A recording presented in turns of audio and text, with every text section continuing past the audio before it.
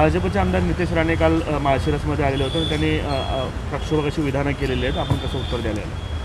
काल माळशिरसमध्ये जातीवादी भाजपचा आमदार नितेश राणे यांनी जातीय तेढ निर्माण करण्याचे वक्तव्य केलेलं आहे. नितेश राणेचं म्हणणं असं होतं की एकाच्या घरावरती बुलडोजर फिरवा, मी बघून घेतो, पोलिसांच्या समोर मी चिथावणी देतोय, आमचं कुणी वाकडं करू शकत नाही, अशा पद्धतीने वक्तव्य करून जातीय तेढ निर्माण करण्याचं काम केलेलं आहे.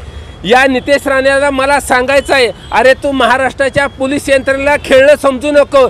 हीच पोलीस यंत्रणा, हीच महाराष्ट्रातले पोलीस तुझ्या घरात घुसले होते ना, त्यावेळेस तुझी फाटली होती, तुला पळायचं काही नव्हतं. तुला आणि तुझ्या बापाला जेवत्या ताटावर धक्के मारून ह्याच महाराष्ट्रातल्या पोलिसांनी उचललं होतं, हे विसरून जाऊ नको. नितेश राणे एवढी मस्ती आणि माळ सत्तेचा बरा नाही.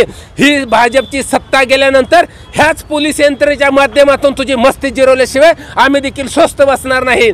आणि या गृहमंत्री साहेबांना, फडणवीस साहेबांना माझी मागणी आहे, फडणवीस साहेब आपल्याकडे, की असे जातीय तेढ निर्माण करणारा नितेश राणेवरती तात्काळ गुन्हे दाखल करा, याची आमदारकी रद्द करा. अहो गृहमंत्री साहेब, नेमकं गृहमंत्री खातं तुमच्याकडे आहे का? सांभाळायला नितेश राणेकडे दिलेलं आहे, याची देखील जरा जनतेला सांगा. कारण नितेश राणे म्हणतोय बाप आमचा सागर बंगल्यावरती बसलाय, आमचा बॉस सागर बंगल्यावरती बसलाय. अरे नितेश राणे, नेमका तुझा बाप कोण आहे, तुझा बॉस कोण आहे, एकदा जनतेला सांग.